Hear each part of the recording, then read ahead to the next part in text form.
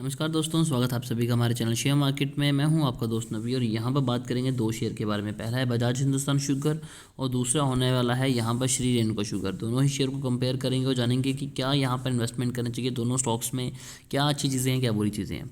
Price की बात करेंगे तो देखिए श्री रेणुका शुगर ऑब्वियस है कि काफ़ी ज़्यादा अच्छी यहाँ पर प्राइस पे मिल रहा है, लेकिन बजाज हिंदुस्तान शुगर का जो प्राइस है वो इतना ज़्यादा जस्टिफाई यहाँ पर नहीं करता।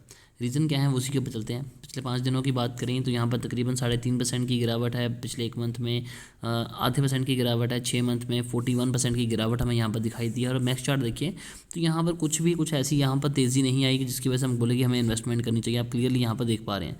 बट अगर बात करें यहाँ पर श्री रेणुका के बारे में तो चीज़ें बिल्कुल अलग हैं। पिछले 5 दिनों में यहाँ पर 10% की गिरावट है। पिछले एक मंथ में अगर बात करें तो 1% की गिरावट है, जबकि यहाँ पर गिरावट को कंपेयर करें तो ज़्यादा है वो बजाज हिंदुस्तान शुगर से। बट अगर मैक्स चार्ट देखें तो आप यहाँ पर देख सकते हैं कि 2020 के बाद से ही स्टॉक ने लगातार तेज़ी ही दिखाई और वो सस्टेन के साथ एक ऊपर की तरफ जा रहा है। इनफैक्ट उन्होंने अपना 70 रुपीज़ का टारगेट था वो भी अचीव किया था। जैसा कि मैंने आपको बताया था कि उनका जो टारगेट है वो 70 रुपीज़ का दिया गया है और अभी भी स्टॉक ऊपर जा रहा है। इनफैक्ट इनकी जब इथेनॉल की बात हुई थी तो इनकी जो प्रोडक्शन है वो 700 KLPD के अराउंड थी इथेनॉल की, लेकिन अब उसे बढ़ा के वो 2000 करने वाले हैं अगले साल के स्टार्टिंग में। तो डेफिनेटली आप चीज़ देख सकते हैं कितना रैपिड पेस यहाँ पर हमें दिखाई दे रहा है कि कितना एग्रेसिवली काम कर रहा है श्री रेणुका शुगर।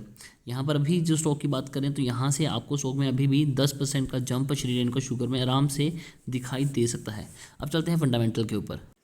देखिए यहाँ पर लोग आज भी इन्वेस्टमेंट करना पसंद करते हैं, बट मुझे रीज़न नहीं समझ में आता। देखिए कंपनी को NPA घोषित कर दिया गया है, यानी कि नॉन परफॉर्मिंग एसेट SPA वगैरह ने, कि हमारा जो लोन है यहाँ से वापस नहीं आ सकता। 4,817 करोड़ का कंपनी के ऊपर लॉस कर्जा है, जबकि अगर कंपनी की बात करें तो कंपनी 1297 करोड़ की है। इतनी की कंपनी नहीं है जितना कंपनी के ऊपर कर्जा आ चुका है। फिर काफ़ी सारे लोगों का ये भी कहना है कि बजाज ग्रुप का कंपनी है तो प्रमोटर होल्डिंग 25% है और शेयर प्लेज 100%, यानी कि प्रमोटर भी अपने पैसे को बाहर निकाल चुके हैं। रिटर्न ऑन कैपिटल एम्प्लॉयड पर नज़र मारिए, रिटर्न ऑन इक्विटी पर देखिए तो बिल्कुल ही नील है। जो अच्छा साइन है वो यह है 17 रुपये का। अगर इन केस कंपनी बंद होती है तो आपको 17 रुपये के हिसाब से पैसे मिल जाएंगे, जिसके चांसेस काफ़ी ज़्यादा हैं। DI की होल्डिंग 15% है नहीं, बना दी गई है क्योंकि इन्होंने पैसे ही वापस नहीं कर सके। जो शेयर इनके प्लेज थे वो यहाँ पर DI वगैरह ने परचेज़ कर लिए। FIs की होल्डिंग भी यहाँ पर 1.5-2% के अराउंड है। फ्री कैश फ्लो 613 का है, कंपनी के पास कर्जे में डूबी हुई है। सेल्स की बात करें तो -13 की है इनकी सेल्स। प्रॉफिट ग्रोथ मात्र 10% की है। अगर रिटर्न ऑन एसेट्स देखें तो वो भी नेगेटिव में है। ओवरऑल स्टॉक में बिल्कुल भी दम नहीं है। यहाँ पर अगर हम देखें तो स्टॉक अपना 50 डे मूविंग एवरेज और 200 डे मूविंग एवरेज से नीचे ट्रेड कर रहा है, तो डेफिनेटली काफ़ी ज़्यादा यहाँ पर गिरावट के चांसेस और ज़्यादा बढ़ जाते हैं, जबकि सेल्स कंपनी की हो नहीं रही। उसकी तरफ अगर हम देखें श्री रेणुका शुगर को, ऑन द अदर हैंड अगर श्री रेणुका शुगर की बात करें तो देखिए तकरीबन 12,000 करोड़ की कंपनी है और कंपनी के ऊपर डेट की बात करें तो 5,234 करोड़ का है। एटलीस्ट कंपनी का जो डेट है कंपनी की मार्केट कैप से कम है।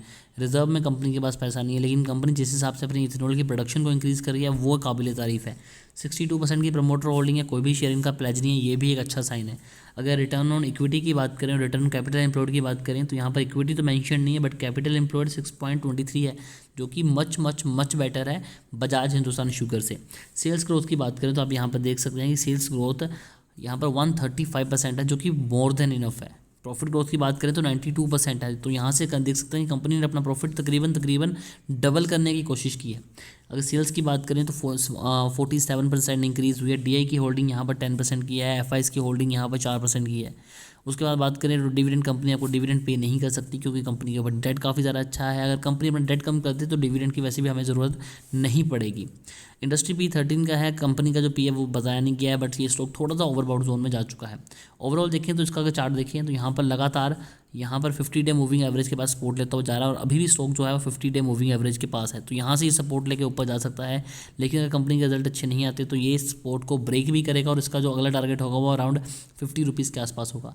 तो डेफिनेटली अगर आप यहाँ पर बाइंग करने के बारे में सोच रहे हैं किसी शुगर स्टॉक्स को, तो मैं आपको एडवाइस दूंगा कि आप श्री रेणुका शुगर को ज़रूर कंसीडर कीजिए। फिर भी अगर आपकी कोई क्वेरी है तो कमेंट कीजिए, हमारी कोशिश होगी आपको अच्छी एडवाइस दें। अभी के लिए दोस्तों इतना ही।